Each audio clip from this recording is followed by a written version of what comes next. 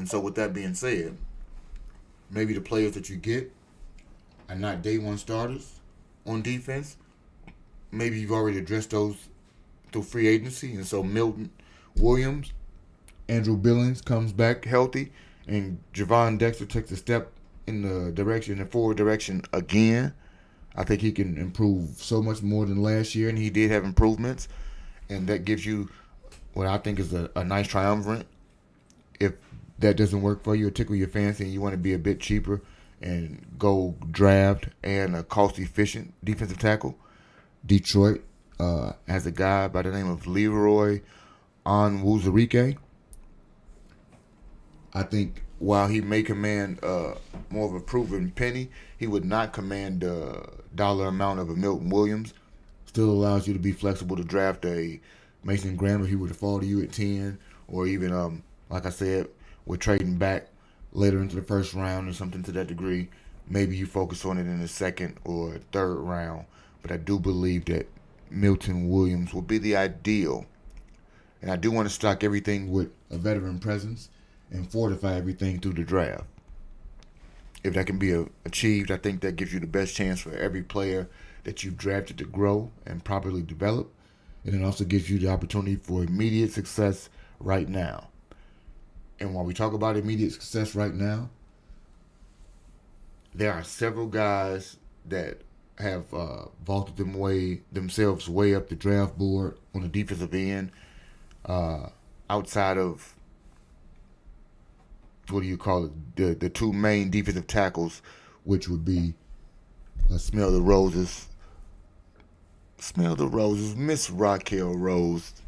We are talking football. We are trying out something a bit different today. A little bit of a camless stream. Usually I have co-hosts. Those guys are away being parents, and so we are focusing in on the wish list of the Chicago Bears 2025.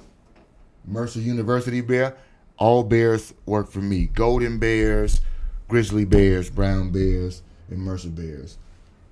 I am an Alabama State Marching Hornet myself. No bear there. But hey, with that being said, we talk sports all the time. I am a Chicago Bears fan.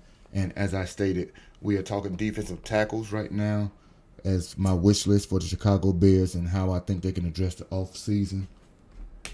I really want some different results.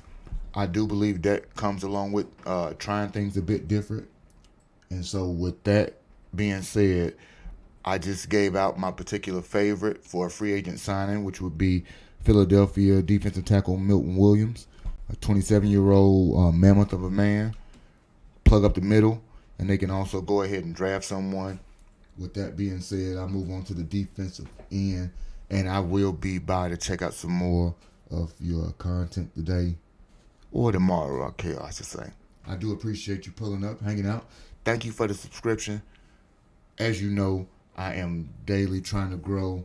We are working on things daily to put out content, and sometimes that content actually comes via emails. It comes via my Discord and things like that. So we're working out ways to be better on YouTube, as I have been a live streamer on Twitch for about 3 years.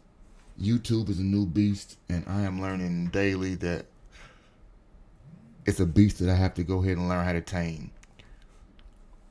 To be able to do that, we're going to talk defensive ends. And Josh Sweat, Khalil Mack. The Mack is back. Khalil Mack actually played for the Bears 2018 through 2021. Khalil's a bit more longer than tooth now. I believe Khalil is 36. Older by football standards, but still with 5.5 sacks last year. And I believe 16 the year before with 7 in one game. Khalil still adds enough pinch or bite in your free agent market to go ahead and sign him to maybe a 2-year deal. Gives you the flexibility to have him get a lot of money up front, pair up with Montez Sweat, and you also get to go ahead and draft a proverbial young guy, whether it be the Sheard cat from Texas A&M, any of the other young guys that kind of drafted themselves or vaulted themselves to the draft board during the combine. You can go for the all-out, I think, de facto number one defensive end in free agency, which is Josh Sweat.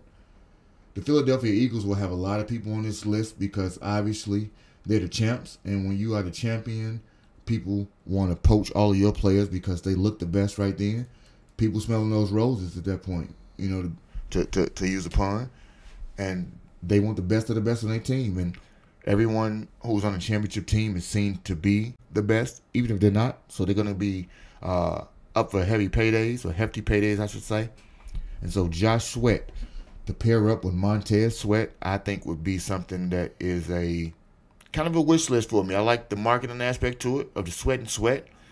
But if we wanted to be a bit more nostalgic about it, Khalil Mack is indeed the more productive of the two.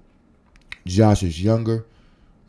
Josh will require a lot more long-term money, and it will give you a bit less flexibility because there are people that we have to sign on the team already coming up. With that being said, hopefully, I believe that Khalil Mack will be the potential replacement to Mr. Walker, who left. Not the Mr. Walker from the SBC, but Mr. Walker from the Tennessee Titans, whose first name is not coming to me at all. DeMarcus. There it goes right there. I knew it would. And if we want to be bargain friendly, none other than a Dennis Allen reunion. The defensive coordinator has coached Chase Young. Chase Young would in turn have a reunion with Montez Sweat, whom he played with in Washington as the number 2 overall pick when he was drafted there. And he will get to recreate the magic that he had in terms of having his best defensive season with the defensive coordinator Dennis Allen in New Orleans. Dennis was the head coach there, but he is now my defensive coordinator in Chicago. And so I do believe that the pairing, if they wanted to go for a more cost-efficient, low-risk, high-reward type of player, then a player like Chase Young or Azeez Ojulari are a bit more the players that you go after, players that I think take more one-year prove-it deals. Yes, they do have a bit more risk inherent to them, but at the same time, it does give you the opportunity to maximize the productivity due to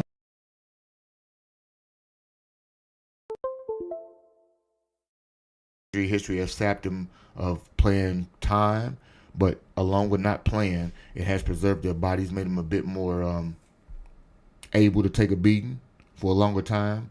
And hopefully with those guys being added via the defensive end and defensive tackle positions, free agent-wise, it once again gives you the opportunities to trade back, which brings me to my favorite position to talk about right now. And while I understand we've talked extensively about both sides of the ball, offensive line and defensive line, because those are, in fact, the most important and the things that we need to focus in on most, I think, for the Bears to have the most success.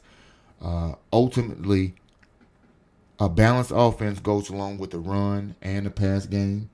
I do believe that in order to have the penultimate offense and replicate what they've done in Detroit for several years, we have to have another running back. I do not think that the running back depth that we have in the team right now is sufficient enough to go ahead and win us a given amount of games. I think every position group should be able to win a game for you in the regular season. And while I like DeAndre Swift, I do not know that Swift alone or Ian Wheeler coming off of a ACL tear and an undrafted free agent, so an unproven NFL talent, I don't know if they have exactly what it takes to be able to command the running room. My wonder is if they will go ahead and draft a running back. My only wonders about that is not that they will draft one, but where.